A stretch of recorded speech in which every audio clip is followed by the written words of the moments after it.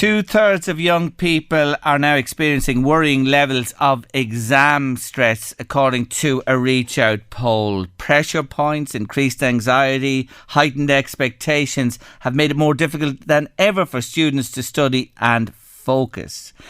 The man I'm going to talk to next, he's been a guest of mine over the years on Late Lunch, and for the last 12 years he's been a Generation Z edutainer, teen psychotherapist and study skills expert. Listen to this, he's delivered seminars to over 50,000 students in over 200 Irish secondary schools in study skills, social media safety, leadership and well-being. He's actually revolutionised the art of studying. He has indeed, with his Raise the Game seminar. I'm delighted to say hello again this afternoon to Ray Langan. Hello, Ray. Gerry, good afternoon. Thanks very much for joining me on the show. Well, the die is cast. Tomorrow is the day. Let's get straight to business. You're in the final throes of study today. The exams are tomorrow. What message have you for students over the coming hours and into tomorrow morning as they head for the exam hall? This is a great year, and the reason it's a great year is because we've certainty. We know the exams are happening, and the big message at this stage is to really get in and do the business. I mean, it's happening, it's on, and you've done the work now at this stage, and it's really about getting in there and showing what you can do. Would you this evening be cramming? Is that a good advice, to burn the midnight oil into the early hours? At this stage of the game, I'd be definitely doing some last minute revision, but equally I would make sure my head is in the right place. This is all about staying calm. This is about really kind of isolating yourself. The last thing you want to be doing is talking to your friends. Has this poet come up? Has this, have you got this thing done? And really it's about you staying centered and focused. And for any parents out there, just walking on eggshells. It's been a difficult 2 years. Don't forget, these students have been in school, they've been at home, we've had COVID, they've been doing the online classes, and a lot of them are feeling a bit miffed over the fact that they're not getting the predicted grades this year. You got to park all that, and all we can do is control our attitude and mindset. And for this evening, it's a nice warm evening. I'd be going out having a good walk and getting the head into the right place. Good advice there. Sleep important, breakfast tomorrow morning, dressing casually, all those things you talk about. Very important to get them right. Absolutely. And again, get into the exam tomorrow. I mean, the times I've done best in exams is when you're mentally fit, you're physically fit. It's very hard. You got performance nerves the night before a set of exams. But if you're up till 2 o'clock in the morning and you're up very early in the morning, it's difficult if you don't have the right sleep. We want good energy, certainly lots of water, having a good breakfast, getting the fundamentals right. And I'd be wearing a pair of earphones on the way in. The last thing you want to do is meet one of your friends, and again, them putting you in bad form by asking you, have they studied some topic that they haven't, and it just can knock you off kilter at the last minute. So such good advice. It's nearly like putting a bet on where you have all these tips you're getting, Ray, and you don't need them last minute. Stick to your guns. Absolutely. And, these guys have worked really hard. Again, I do talk about the challenges. It's about just making sure you're in the right place. Remember, in the exam script, the number one tip that I would give anyone right now is to go over the paper the night before, the marking scheme, making sure that you spend the right amount of time on each question. Stay in the exam until the end. But it's amazing the amount of students who get the times wrong. So, for example, a couple of years ago, I went back and did Leaving Cert history. There was 4 questions on the paper, 100 marks for each question. It's a 1 and 2.5 hour paper. That means that I spend 5 or 10 minutes, let's say 10 minutes at the start, reading over the paper, 5 minutes at the end, wrapping up. That gives you about 33 minutes for each question. And it's to stop at that point and move on to the next question. Exam strategy, crucial. If you do that, get that bit right. The worst thing is when you come out of an exam at the end, you've missed a question. You can lift your grades by 20%. So, Ray, that's so important. What you allocate in time, do not go beyond that. Don't find yourself straying way beyond that. Dedicate equal amount of time to each question. Well, that's a subject where there was equal weighting for each question. Yes, yes. For junior cert students, this is the first, they're going to have a set of state exams this year, which is fantastic. And that really prepped them for the Leaving Cert.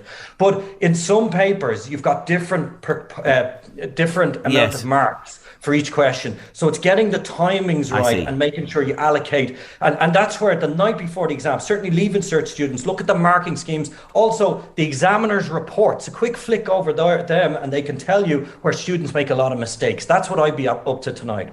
So apportion the time based on the marks that are given. Yours, as you said, was an mark for each of the 4 questions. Sound there. Now, when you're in the exam hall itself, students, and I remember being told this many moons ago, make sure you stay till the end. People start going when the minimum time is up. Bad mistake? Big mistake. And the big thing is you might see one of your friends going out. So yes.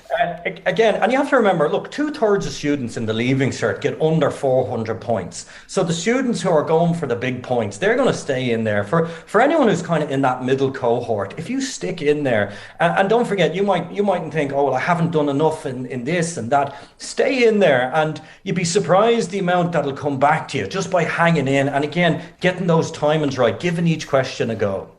Now, English is the first exam. Everybody knows that, and away you go for there. Tomorrow should be your sole focus. What's going on tomorrow? Leave the next day and subsequent days then to take care of themselves. Is that the message? I would have a timetable on my wall, print out the timetable, and then tick each day off. At this stage now, it's about just breaking each week into blocks. So for some students, they're going to be in this week and next week and finished. Some have to go into the following 2 weeks, depending if you're doing a subject like economics, which can be in the last week. So it's just getting the energy right and making sure that you break up the week, focus on one day at a time, and that way then you get the energy right, regroup at the weekend, and then you're into next week. And just on English, wonderful subject. I loved it myself in my time. Have you a couple of tips in particular for the English paper to get them off to a good start, Ray? Yeah, well, I mean, the essay is always a big thing. So a lot of students will have prepped an essay at this stage. And I can still tell you my essay from the Leaving Cert paper 20 odd years ago was called Windows.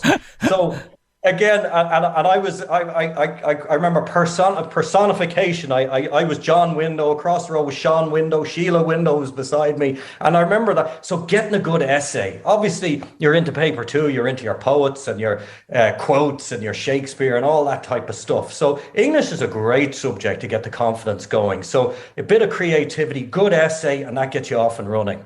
If you hit a panic situation, or perhaps you go blank, what's your advice there? Happened to me in an exam. What's happening is, and just think of the brain, there's 2 parts of the brain. There's the logical part of the brain, and then you got the emotional. And what happens is the emotional brain starts firing off. That's the amygdala. Some people call that the gunslinger. And really what you need to do is try and regulate. How do we do that? Well, that's calming down. Breathing is crucial. And for some people, they will get panicked in the exam. When you panic, that means the hippocampus, which is the memory part of the brain, can't function. So a couple of things: drink water, calm down. I actually write at the top of my page, I'm calm and relaxed under pressure. And keep saying that mantra to yourself. The reason that you're panicked is you're worried about what being caught out, that something you've studied is not going to come up. Think about what you do know, and to forget about the points, forget about the results, and just focus on one question at a time. 2 quick things before we finish. Social media. Take the phones off them, Ray. No social media during exams. Tell me what to do, our parents what to do. Well, definitely not during exams. Use the phone as a reward. Look, this generation, Gen Z, their phone is like their television set. That's like taking the TV off you. But definitely during study sessions, I create what's called the phone box. So I put my phone in a shoebox and put it away. 30-minute study sprints. That's what I cover in my seminars. And use the phone as a reward. So after you've done an hour, then you can go on and check your phone. Or definitely, if you're doing a good night of solid studying, leave the phone till the end of the day. And I would, at this stage, maybe even do a social media blackout. I might get off it for a week or 2. Just keep your head in the right place. Good advice. And finally, for parents who can be equally as frazzled as the students themselves, what do you say to them for the next couple of weeks? Well, what I say to them is well done. You've got to this stage of the school year for both junior and leaving certs. As I said, it's been a difficult 2 years. Having a good sense of humour at this stage, keeping a positive atmosphere, not asking, how's the studying going? How did the exams go? Let them talk. Your job at this stage is just to keep a positive atmosphere in the place, and then you can have a big celebration in a week or two when it's all done and dusted.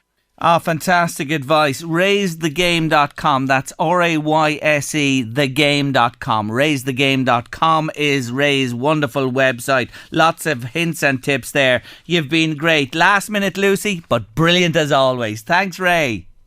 Thanks, Gerry. Good luck to everybody in the exams. Thanks indeed. I echo that as well. Here, here, I say. That's the brilliant Ray Langan there. Again, RaiseTheGame.com for last minute hints and tips. He's simply brilliant, the guy. RAYSE, thegame.com.